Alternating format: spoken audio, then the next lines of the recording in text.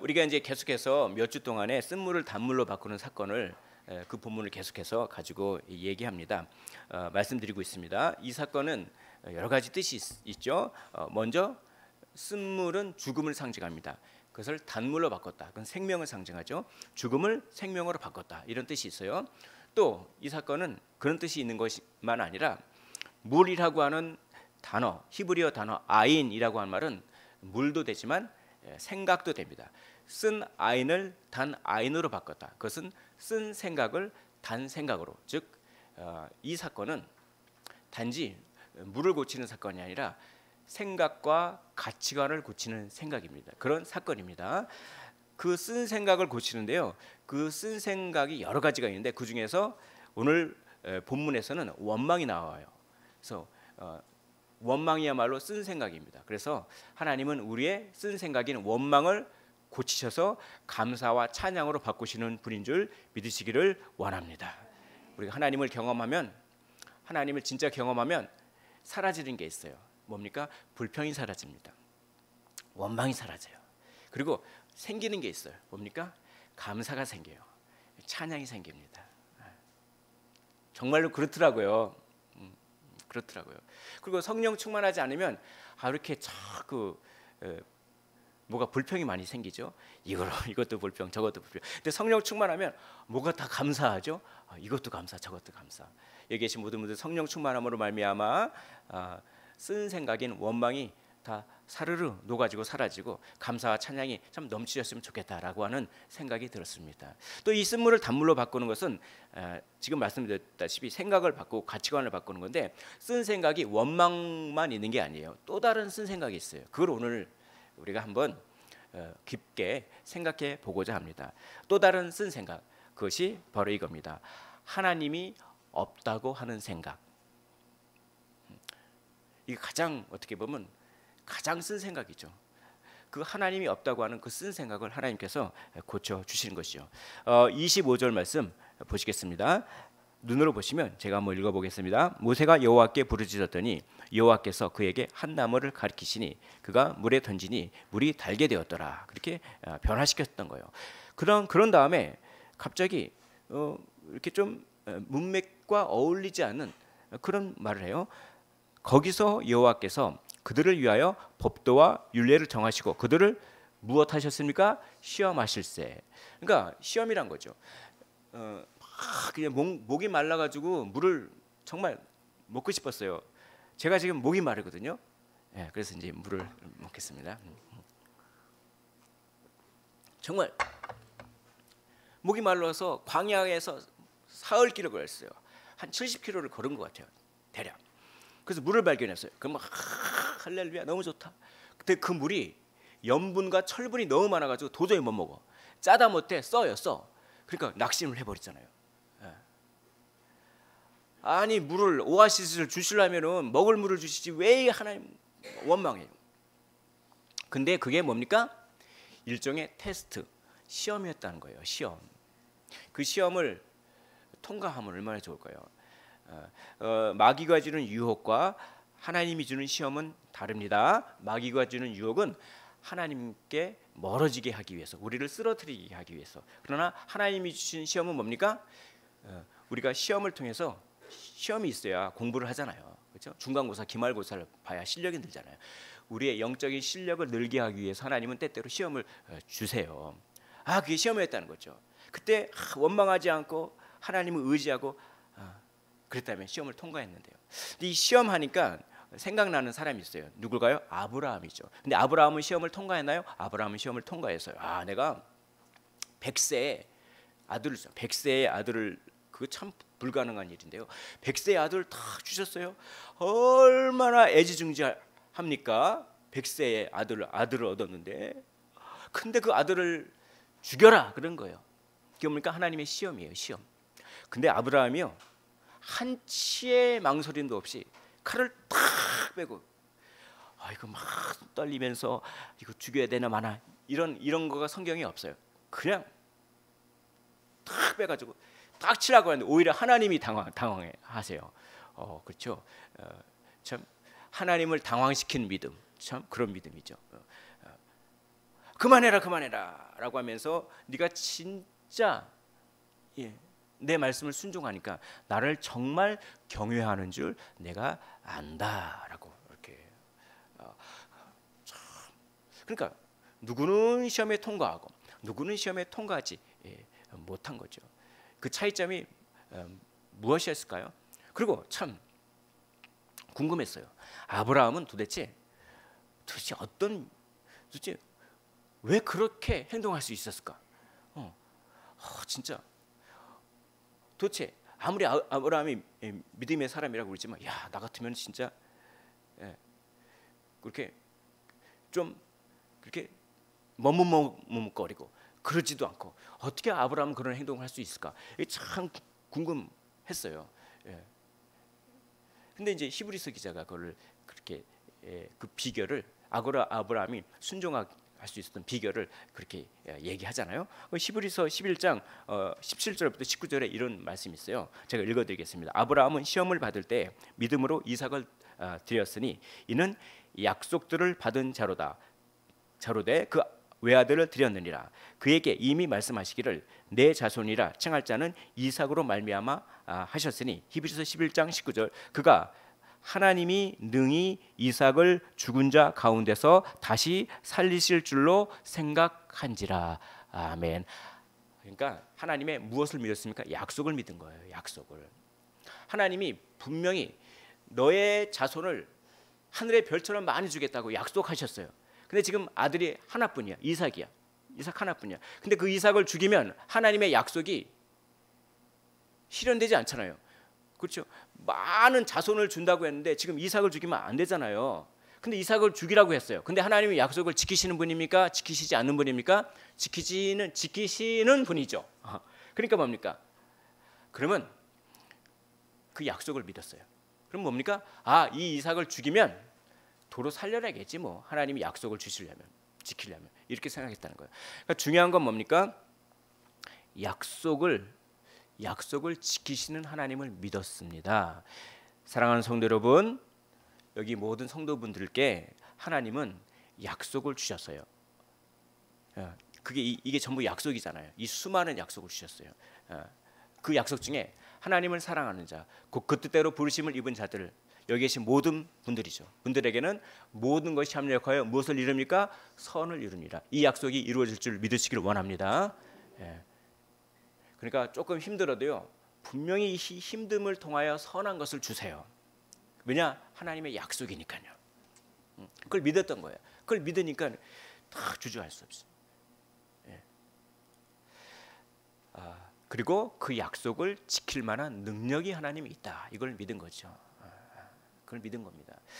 하나님의 약속을 믿고 하나님의 능력을 믿는다라고 하는 그 말을 다른 말로 이렇게 표현할 수가 있어요. 하나님은 죽으신 분이 아니라 어떤 분이다? 살아있는 분이다. 그렇죠? 살아 있으시니까 하나님은 약속을 지키시고 또 살아 계시니까 하나님은 능력이 있으신 분이죠.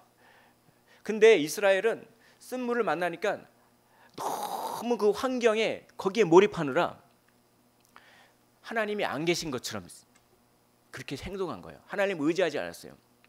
너무 그 쓴물 너무 그 환경만 바라보니까 환경 너머에서 역사하고 계신 살아계신 하나님을 못 봤다는 거죠. 그래서 마치 하나님이 안 계신 것처럼 생각하니까 그러니까 원망하고 불평하고 그러지 않습니까? 그게 쓴 생각이죠. 하나님이 안 계시다고 하는 생각, 하나님이 살아계시지 않는다는 생각. 여기 계신 모든 분들의 인생 가운데 하나님은 살아계신 줄 믿으시길 원합니다. 하나님 살아계셔서 개입하십니다. 간섭하십니다. 하나님께서 우리의 인생의 운전대를 붙잡고 계세요. 그래서 하나님께서 그렇게 우리의 인생을 운전해 주세요. 가장 좋은 길로 운전해 주시는 것입니다. 왜입니까? 하나님은 살아계시기 때문입니다. 그런데 하나님이 안 계시고 살아계시지 않다라고 하는 쓴 생각을 마귀가 심어줘요. 너는 이제 끝났어. 그냥 포기해버려라. 하나님을 저주하고 그냥 죽어버려라. 이게 그 욥의 아내의 말이잖아요. 더 이상 희망이 없어. 이거는요 내 생각이 아니에요. 이런 거는요 그 죄의 세력이 우리의 이성을 우리의 지성에다가 힘을 가해서 주는 생각이지 이게 내 생각이 아니란 말이죠. 그렇죠? 육신의 생각은 사망이요, 성령의 생각, 영의 생각은 생명과 평안이라. 로마서 8장 6절에서 말씀합니다. 성령은 우리 안에 영혼의 지성에다가 힘을 가해서 아니야, 소망이 있어. 하나님이 함께 계셔. 하나님이 살아 계셔. 지금 환경에 너무 매몰되지 말라. 환경 너머에서 하나님께서 선한 것을 예비해 놓으셨다니까. 이게 성령의 생각인 것이죠. 그러므로 아브라함은 하나님이 살아계셨음을 믿었고, 그리고 이스라엘은 하나님이 마치 안 계신 것처럼 생각했다. 쓴 생각을 했다. 그렇기 때문에 아브라함은 시험에 통과했고 이스라엘은 시험에 통과하지 못했다라고 하는 그런 얘기인 것입니다. 하나님께서 우리의 인생에서 시험을 주세요. 하나님의 자녀라면 하나님께서 영적인 실력을 향상시키기 위해서 때로는 중간고사, 때로는 기말고사, 때로는 쪽지 시험, 이런 걸 주십니다. 고통이라고 하는 시험을 주세요. 근데 그 고통에만 집중하느라 아이고 힘들어 죽겠네 이렇게 하지 마시고, 힘들어도 살겠네 왜냐하면 이건 시험이니까. 이걸 통해서 영적인 실력이 향상되고, 이게 근육이잖아요. 육적인 근육만 있는 게 아닙니다. 영적인 것에도 근육이 있어요. 영적인 근육을 키우기 위한 시험이니까 이렇게 하나님의 살아계심을 믿으시고 의지하셨으면 좋겠습니다. 근데 제가 오늘 종교개혁주의라서 또 조금 이 쓴 생각에 대해서 조금 더 깊게 말씀을 드리고 싶어요. 이 하나님이 없다고 하는 이 쓴 생각은 단지 그 원망을 일으키는 데서 그치지 않습니다. 하나님이 없다고 하는 이 쓴 생각은요, 반드시 하나님을 공격하게 돼 있어요. 하나님을 대적하게 돼 있어요. 그래서 자기 힘을 의지하고 인간의 힘으로 어떤 유토피아를 건설하려고 하는 그런 생각을 낳습니다. 그게 바벨탑이죠. 우리 힘으로 우리가 신이 돼서, 우리가 하나님이 돼서, 그래서 바벨탑을 높이 쌓아서 우리가 저 하늘 꼭대기에 닿자. 이 말은 내가 신이 되겠다 이 말이에요. 뱀의 유혹이죠. 네가 하나님처럼 될 거야. 네가 곧 하나님이야. 오늘날에도 사람들은 바벨탑을 많이 쌓으려고 합니다. 인간의 힘으로 지상낙원을 막 건설하려고 하는 거죠. 대표적인 것이 공산주의입니다. 그래서 사회가 문제가 있으니까 우리 인간은 문제가 하나도 없어. 근데 왜 이렇게 문제가 많으냐? 그는 사회 체제가 문제야. 그래가지고 혁명을 통해 가지고 사회 체제를 바꿔버리면은 문제가 하나도 없어. 그게 지상낙원을 건설해 보자. 근데 부질없는 짓이죠. 인간의 영혼 안에는 죄의 경향성, 죄의 힘이 있어요. 그 힘이 우리의 지성과 감정과 의지를 영향력을 준단 말이죠. 그러니까 인간은 이런 죄성이 있기 때문에 아무리 환경을 바꾸고 지상 낙원이라고 하는 것들을 만들어봤자 또 다른 문제가 생길 뿐입니다. 그래가지고 이 페터 바이어 하우스라고 하는 학자가 이렇게 얘기했어요. 인간이 만들려고 하는 유토피아에는 오류가 있다. 그래서 그는 이런 걸 연구했습니다. 오늘날 정치적인 통일, 경제적인 통일, 종교적인 통일을 해서 지상의 유토피아를 건설하려고 하는 흐름이 있다. 그렇죠? 이 세계 경제가 다 하나로 통일되고 세계의 정치가, 세계의 어떤 리더십이 하나로 통일되고 거기에 종교 통합도 있어요. 그래서 WCC가 원래 교회가 하나 되는 거였어요. 교회가 하나 되는 거. 교회가 하나 되는 건 좋은 일이죠. 한 마음 한뜻 되는 거. 근데 어느 때부터 이 WCC가 묘하게 바뀌어요. 이게 교회가 하나 되는 것이 아니라 종교 통합으로 바뀝니다. 그래서 거기에 무당 굿하는 것도 우리가 받아들이고, 그렇죠? 정령 사상도 받아들이고, 그렇죠? 그래서 이게 교회 통합이 아니라 종교 통합이 돼버렸어요. 그런데 왜 그런 운동들을 자꾸 벌이느냐? 그것은 뭔가 새로운 세계 질서를 세우고 뭔가 그래서 인간의 힘으로 문제를 해결해 보고자 하는 어떤 세력과 흐름이 있다는 것입니다. 제 얘기가 아니라 그런 분석이 있어요. 그래서 이제 정말 늘 깨어 있어야 됩니다. 그래서 우리 그리스도인들은 세상이 돌아가는 것에 대해서 영적인 분별력이 있어야 돼요. 그 큰 흐름 가운데 제가 오늘 되게 두렵고 떨리는 마음으로 말씀을 선포하네요. 그 큰 흐름, 세계의 새로운 질서를 세우고자 하는 그 큰 흐름 가운데 무엇이 있느냐? 동성애의 문제가 거기 있는 것입니다. 여러분, 동성애자를 불쌍히 여겨야 돼요. 그들의 인권도 존중해 줘야 됩니다. 그들을 품어줘야 돼요. 그들을 사랑해야 돼요. 그러나 동성애라고 하는 것 자체는 그는 성경에서 분명히 죄라고 명시되어 있어요. 그러니까 죄와 그 죄인을 구별해야 돼요. 그러면 그 동성애자들을 사랑하고 품어주는 성경적인 방법은 무엇입니까? 그들이 회개하고, 그렇죠? 주님께로 돌아와서, 그렇죠? 보편적이고 정상적인 그런 가치관을 가지고 주님을 만나고, 그렇죠? 그렇게 살도록 하는 게 진정으로 그들을 품어주고 사랑해 주는 거예요. 근데 거꾸로 너희들이 오라, 이거는 이제 아닌 거죠. 그래서 이 동성애는 한번 잘 들어보십시오. 단순히 성적인 취향의 문제가 아니에요. 이걸 자꾸 개인의 어떤 성적 취향 정도로만, 아니 그 사람들 취향이 그거니까 그거 인정하자, 너무 순진하게, 그래서 그 차별하지 말자, 이렇게 되면 안 되는 거예요. 동성애는 성적 취향 문제를 떠나서 정치와 권력의 문제입니다. 더 나아가서는 인간적인 유토피아를 건설하려고 하는 문제예요. 네오막시즘이라고 있습니다. 신좌파라고 하죠. 그 신좌파에 의해서 성이 정치적인 도구, 성을 이용해 혁명에 성공해야 된다는 주장이 1960년대 이후로 있어요. 그렇죠? 그런 독일의 학자들, 그리고 또 미국의 주디스 버틀러 같은 그런 학자들 있죠. 그러니까 이 동성애는 공산주의와 아주 깊은 관계가 있는 것입니다. 이게 혁명을 일으키는데 방해가 되는 게 있단 말이죠. 혁명을 일으키는데 방해가 되는 게 뭐냐? 가정이라는 거예요. 가정. 왜냐?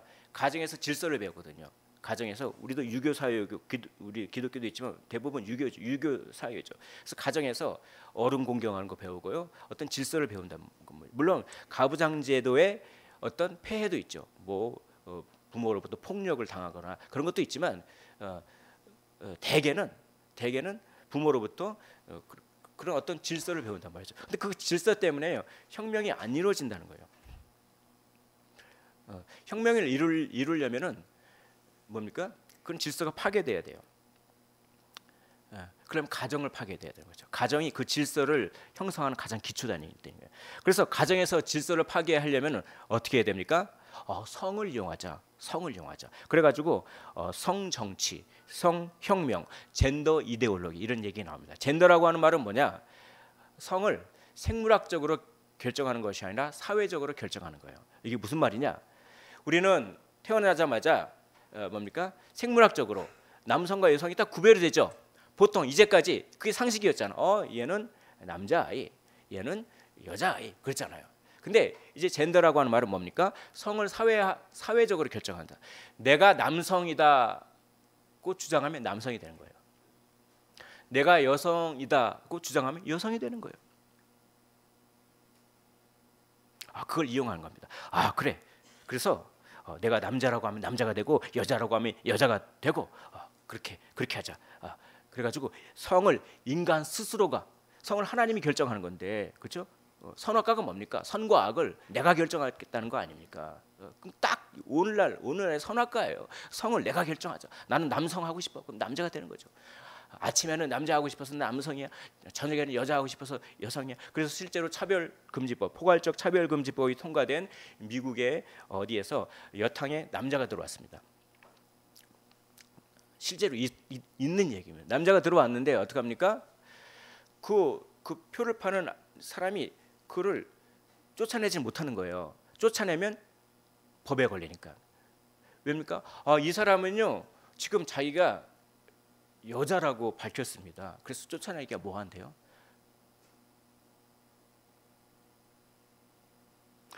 그러니까 말이죠.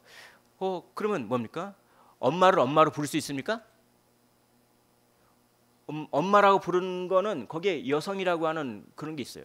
엄마를 부모 1, 아빠를 부모 2 이렇게 부르는 거죠. 그러면 어떻게 될까요? 뭔가 질서가 파괴되기 시작합니다. 막 무질서가 들어와요. 그렇게 무질서가 들어오면은 어떤 현상이 벌어지냐? 혁명을 일으키는데 불리할까요? 유리할까요? 유리하죠. 질서가 파괴되니까.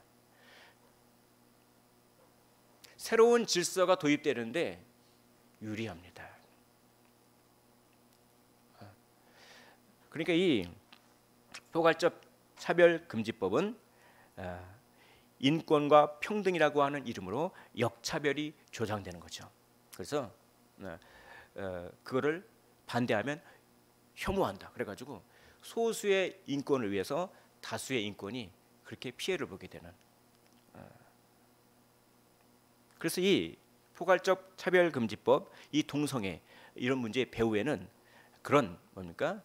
어떤 바벨탑, 하나님이 없는 세계, 인간의 힘으로 유토피아를 건설하겠다고 하는 생각, 그리고 어떤 정치적인 권력을 잡겠다고 하는 생각이 거기 있는 것이지. 아이고 걔네들 갖다 불쌍하니까 인정해 주자 이렇게 순진하게 가서는 안 되는 거예요. 실제로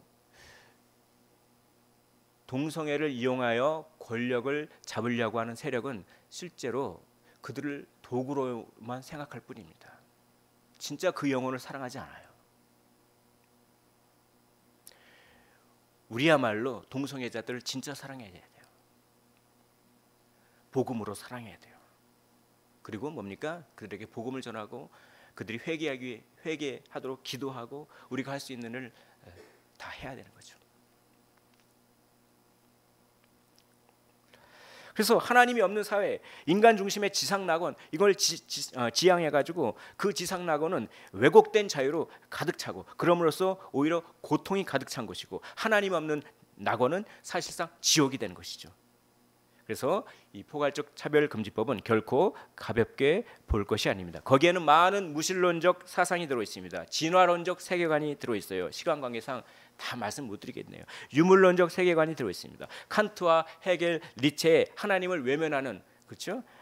그런 무신론적 세계관이 있어요. 특별히 니체는 뭐라고 얘기했습니까? 신은 죽었다고 했어요. 그러나 아니요, 하나님은 살아 계십니다. 그리고 포스트 모더니즘 이런 것들이 다 섞여 있어요. 포스트 모더니즘은 쉽게 얘기하면 어떤 대상을 자기가 규정하는 거예요. 자, 그래서 우리는 빨간색을 보면 객관적으로 빨간색이에요. 그럼 사람들이 이건 빨간색이다, 빨간색이다 그래요. 근데 포스트 모더니즘은 그게 아니에요. 빨간색을 보고 나는 파란색 할래. 그럼 파란색이 되는 거예요. 그런 사고의 영향을 그렇게 받은 거죠, 이게. 그래서 젊은이들이 여기 영향을 많이 받습니다. 왜냐하면 자기 자유를 극대화하는 것처럼 보이니까. 너는 빨간색 해, 너는 빨간색으로 불러, 나는 파란색 할래. 이게 멋있어 보여요. 자기 자유를 극대화하는 것처럼 보여요. 그러나 이거는 정말 뭡니까? 이 객관적인 진리를 부정하기 시작하면은 사회가 무너집니다. 그것이 쓴 생각, 하나님이 살아계시지 않고 하나님은 죽었다, 하나님은 안 계신다라고 하는 쓴 생각이죠. 그래서 이 쓴 생각은 원망을 넘어서 하나님을 대적하는 그것이 되는 것입니다. 인간의 힘으로는 낙원을 만들 수 없습니다. 오직 하나님만이 예수 그리스도를 통해서 낙원을 만드시는 분인 줄 믿으시기를 원합니다. 그래서 하박국 2장 14절에 이는 물이 바다를 덮은 것 같이 여호와의 영광을 인정하는 것이 세상에 가득함이라라고 하는 진정한 낙원이 되는 것이죠.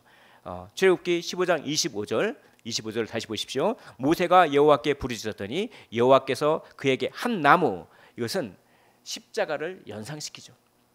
나무를 가리키시니 그가 물에 던지니 그 물이 달게 되었더라.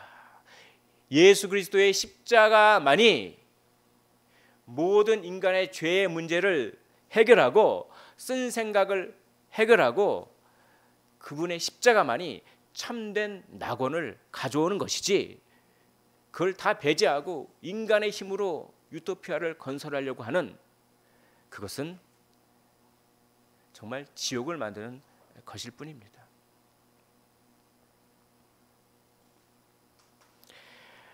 참 가난은 나라님도 해결하지 못한다고 그랬죠. 그래서 수많은 역사를 보십시오. 많은 정부들이 가난을 해결하려고 이 나라 저 나라 가난을 해결 못해요. 근데 왜 가난할까요? 그것은 이기적이기 때문에 가난해요. 이기적이. 하나님께서 우리에게 주신 자원이 있잖아요. 이 자원을 정말 이 세계에 주신 자원을 정말 서로 사랑으로 잘 이렇게 하면은 먹고 남아요. 근데 이 하나님께서 주신 이 지구의 자원의 한 90% 가까이를 특정한 나라에서만 다. 그래서 잘 사는 나라는 음식물 쓰레기가 엄청나게 뭐 1년에 몇백 톤씩 나오고, 그리고 못 사는 나라는 그 죽 하나 못 먹어가지고 뭡니까? 가난을 해결하는 방법은 사랑 외에는 없습니다. 근데 그 사랑은요, 인간은 이기적이기 때문에 예수 그리스도의 십자가가 해결하는 거예요. 예수 그리스도의 십자가로 죄 용서함을 받고 예수 그리스도의 십자가로 주님이 재림하셔서 우리의 죄성이 다 없어지고, 그렇죠? 모든 사람들이 다 사랑에 충만한 그런 나라가 돼야만 참된 결핍을 해결한단 말이죠. 오늘 본문은 그 결핍을 해결하시는 하나님의 모습을 보여줍니다. 27절 말씀 우리 한 목소리로 읽어보도록 하겠습니다. 27절입니다. 시작. 그들이 엘림에 이르니 거기에 물샘 12과 종려나무 70그루가 있는지라 거기서 그들이 그 물 곁에 장막을 치니라. 아멘. 물샘 12. 성경에서 12 하면은 12 하면 뭡니까? 아주 충만한 걸 말합니다. 그러니까 물이 충만한 거예요. 결핍이 아니에요. 그러니까 자기 힘으로 결핍을 극복할 수 없어요. 인간의 노력과 힘으로 뭐 세계 어떤 세계의 정부를 만들어서 뭐 유토피아를 건설해서 그렇게 되는 게 아니에요.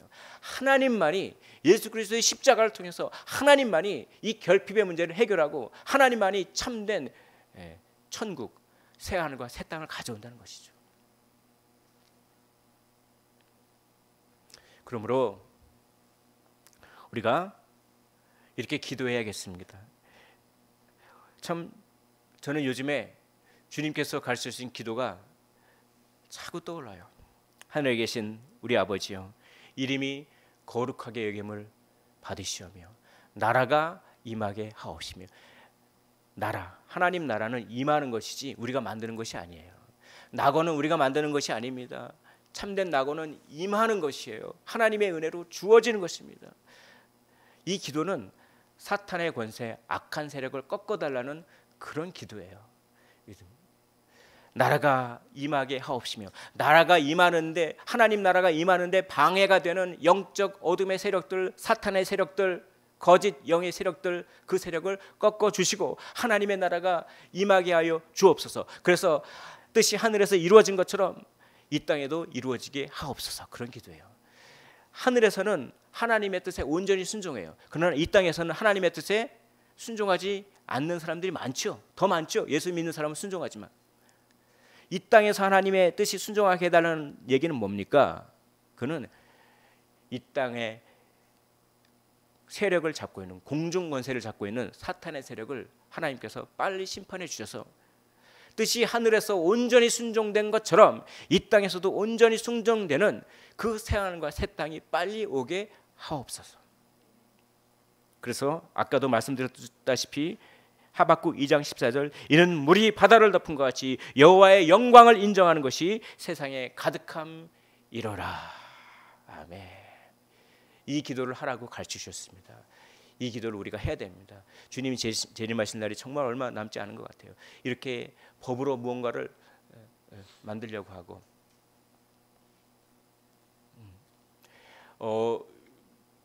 전도도 함부로 못하죠. 그래서 길거리에서 성경을 읽어주잖아요. 그 잡혀가요. 성경 읽은 그 성경이 다른 사람에게 혐오감으로 느껴지면 고발하면 잡혀갑니다. 그것이 굉장히 인권, 평등 이렇게 보이는 것이 그게 아닌 거죠, 사실은.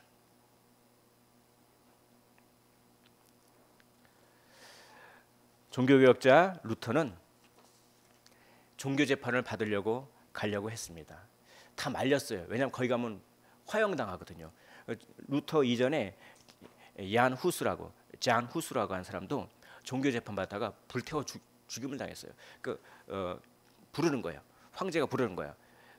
종교 재판. 보름스라고 하는 독일의 도시에서 근데 다 뜯어 말렸어요. 거기 가지 말라. 가다가 화형당하면 어떡하냐? 너 불에 태워서 죽으면 어떡하냐? 그때 루터가 이런 고백을 합니다. 저 보름스에 있는 그 도시에 있는 그 집의 기와장의 개수가 엄청 많거든요. 집의 기와장.